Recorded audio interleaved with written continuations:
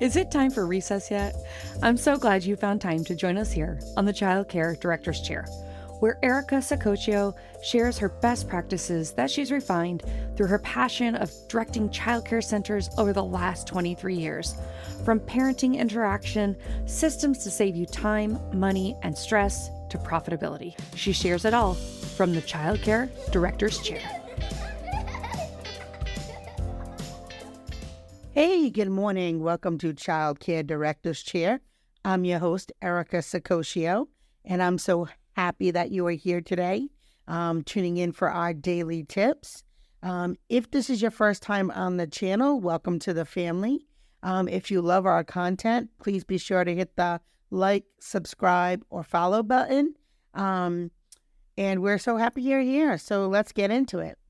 So today I'd like to talk to you a little bit about how to put forward your best foot when you are starting a new position in the field of education. And starting a new position in any field can be exciting and nerve-wracking, whether you're a seasoned educator or just starting off. It's essential to put your best foot forward and make a positive impact on your students and your colleagues. So here are a few strategies that I think can help you as you thrive in your new role. The first thing you have to do is embrace a growth mindset. One of the most important qualities you can bring to your new position is a growth mindset. So embrace the idea that you are constantly learning and growing as an educator. Be open to new ideas and feedback, and be open to constructive criticism. And remember that mistakes are opportunities for growth. God knows I've made plenty. And use them as stepping stones towards becoming a better educator. And if you think about anything that you do in life, whether it's work-related or not, anytime that you make a mistake or your accountability for something that maybe didn't quite go right, you learn from it. And then you take that as an opportunity. And I think that it is through life and the experiences that we have that make us stronger and better. So, pay attention to the feedback that you're getting and take all of it as a way to grow. And anytime you go into a new space, there is that learning curve. So be kind to yourself. The second thing is build relationships, because working with people you like makes the job so much more enjoyable. So build strong relationships with your students, with your colleagues, and the parents. It's a critical setting in any education setting, because there has to be so much communication and so much give and take from all parties. So take the time to get to know your students individually, understand their strengths, how you can build on them as a teacher, understand their weaknesses, and understand how they might feel about those, and how you can support the child to have a strong sense of self-confidence, so that they're willing to keep trying on areas that they're challenged in. And then, of course, the interest, because when we work and get to teach on things that are interesting to us or our students, it certainly gets the engagement going, the ideas going, the sparks of learning alive, if you will. So show genuine care and empathy towards them and create a positive and inclusive classroom environment. Collaborate with your colleagues and share ideas, and often support whenever it is possible. And sometimes you don't have enough time to do your own things, but anytime that you can offer support to another teacher who is struggling, it really is appreciated and really does help build those reciprocal relationships. And establishing a strong rapport with your parents and guardians will also contribute to a successful educational experience for your students.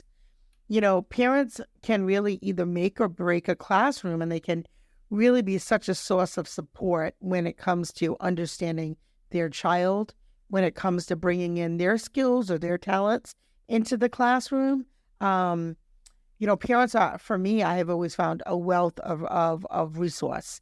So I think that the sooner that you get to know the parents and families that you work with, the better that you will be, especially in a new position. And stay current on educational trends. The field of education is always evolving. It's so important to stay up to date on the latest research and connect with local agencies and organizations that focus on best practice and how you can become involved at a much deeper level. Attending professional development and workshop conferences really will help you improve your skills. Also, you don't have to always wait for a conference to come to your town. Maybe you create your own. Maybe you work with some colleagues and you put together something, or even work with additional schools that are around you to come together and, put together an event for families or teachers. And being prepared and organized. Being organized and prepared is a key to success in any role, but especially in education. You have lesson plans that you have to work on. Make sure that those are done in advance. Getting your supplies ready. Making sure if there's any prep stuff done that you have to do to prep your materials. Also ensuring that they align with the curriculum standards and that they're tailored to meet the needs of your students. And how do you know if they do? So you really have to make sure you do an assessment or look at the assessments from previous years and to really get some insight. And to create a schedule and stick to it, allowing for flexibility when necessary. Also stay on top of paperwork because that can really get away from you. I have seen it time and time again when it's time for portfolios and teachers are, scrambling, putting in the last 6 months of children's work. So you really want to make sure you stay on top of paperwork and any administrative tasks that you feel have to be done for your classroom or for your program. Make sure that you get those done as quickly as possible to avoid that feeling of overwhelm. So being organized and prepared, you'll have more time and more energy to focus on what truly matters, which is working with the students or your team members or your admin team. And communicating effectively is so essential in communication. You have to clearly convey your expectations to your students, to your staff. Make sure that they are timely and that they're constructive. And also keep parents informed about their child's progress, both academically and behaviors, and collaborate with your colleagues, administrators, and share ideas and concerns openly. This will help foster openness and trust, and it will help you build a positive and supportive educational community. So, as I said, starting a new position in education, it can be thrilling, but by embracing the growth mindset, building relationships, staying current with educational trends, and being organized and prepared, and of course, communicating effectively, will certainly help you put your best foot forward in a new role. And remember, education is a lifelong journey, and every day is an opportunity to make a difference in the lives of those that you touch.